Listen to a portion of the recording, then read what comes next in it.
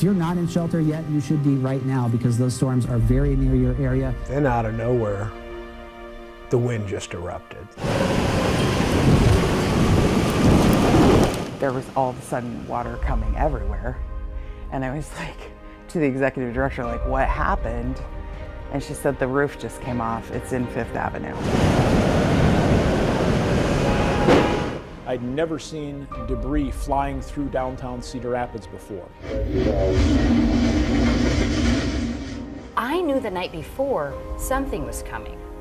Now, obviously, I had no idea of the scope of what we were about to experience. Oh my God! If you had asked me that morning, would we see 140-mile-per-hour winds in Cedar Rapids, I probably would have told you no. The extent of that is very difficult to predict.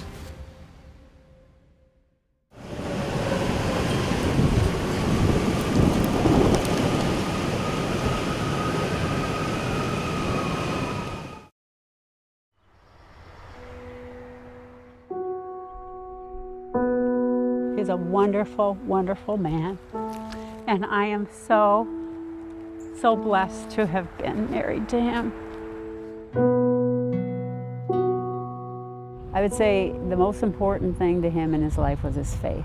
And how could I not love somebody that loved his faith so much? That was so attractive to me. Can't say enough good about him. Yeah, I miss him. 5 years. 5 years. Within a few days, it became very clear the apartments over on the southwest side had, it sounded like just fallen apart, basically. There were people just living in the parking lots, trying to, just like camping out, basically.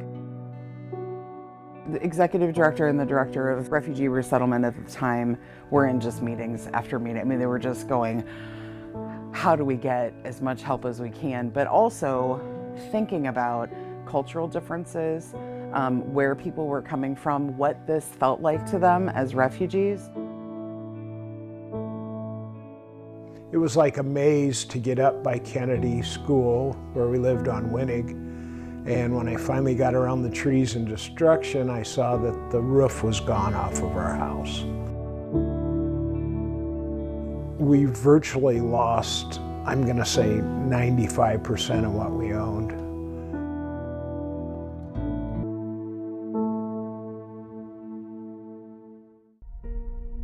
At that point, I was still the weekend morning meteorologist, and this time I was filling in for our typical weekday morning meteorologist. With these, a new severe thunderstorm watch for parts of northwestern Iowa ahead of them as they push off to the east and southeast. Some idea, again, by the end of the show, before we set people off to work that day, that we could have some stronger storms, maybe some severe storms later in the day, but the full scope hadn't taken shape yet. Yes, they could be approaching eastern Iowa later this morning. I think everybody just had heard there was a storm. Like it was going to be some bad weather, and it wasn't anything. I remember very clearly not knowing it was going to be like this. A new severe thunderstorm watch has been issued for most of the rest of the TV9 viewing area. It's all because of this line of severe thunderstorms entering the western part of the viewing area. Got in here probably about 11:45. Talked to our news director, said, hey, we're just going to go on and continue on with this line that's coming in. So we started right at noon. Covered it as it approached the big population centers of Cedar Rapids and Iowa City. There has been widespread damage with these storms in central Iowa, and they continue moving to the east. After our news director stepped out of the booth, I was kind of trading places with our midday producer who had stayed late. And eventually it got to a situation where I took over our wall-to-wall coverage, and we just went. Notice that curl in the radar.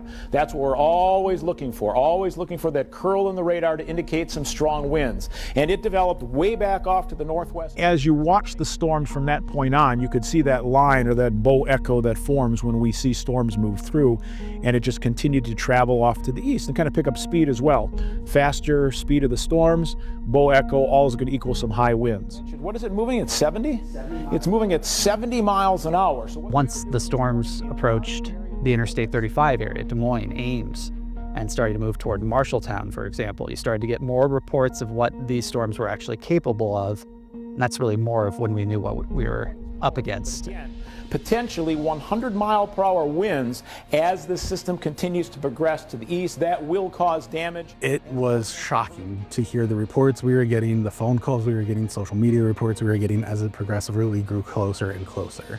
As Corey mentioned earlier, treat this as a tornado warning. We already had been emphasizing the potential severity of these storms, but once we got those reports and we're going continuous coverage, we tried to get as many people knowledgeable about what was coming. Keep that in mind. Again, not a long-lasting event for us once it moves through, but as the storms push in, expect about a 15 to 20-minute window where you're seeing very, very strong winds.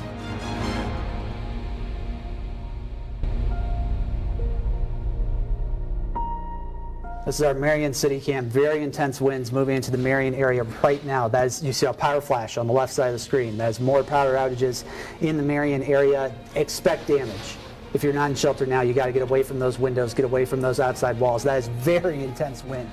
I think we just had our worst fears confirmed because we saw what was coming and we knew what was happening. Lights just flickering in the TV9 studios right now. We have generator power. Trust us, if something happens and we do lose power here in the downtown area, our generators will be kicking on and we will be back with you. First damage that I remember seeing, actually with my eyes, is when we had a live picture from our lobby looking outside at the street. I'd never seen debris flying through downtown Cedar Rapids before. Those strong winds that just continue. Look at that. I have never seen that in almost 30 years here at TV9. We were kind of listening to this, like, what's going on? That's so crazy. We thought it was a tornado. There's some doors down here that I was watching the water just come in these doors underneath everything. Just pacing and praying, and it was really scary. I was down there for probably 45 to 50 minutes before I dared to come up.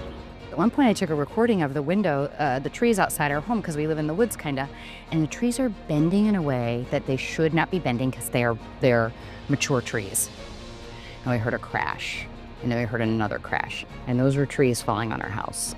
We had no idea what we were gonna see when the winds finally died down. Here's a look out front now on 2nd Avenue Southeast. We can see just debris all over the road. It just felt like, what is this? Was it a tornado? Was it 100 tornadoes? Am I having a horrible nightmare? Was I knocked out? Like, it was a confusing ride to work. Many people didn't know the term derecho before it happened. Now you say that word and people definitely take notice. Derechos are something with strong wind that happens all the time. In fact, there are many derechos that happen during the year. Never to the extent since or before that, the one that we saw across eastern Iowa.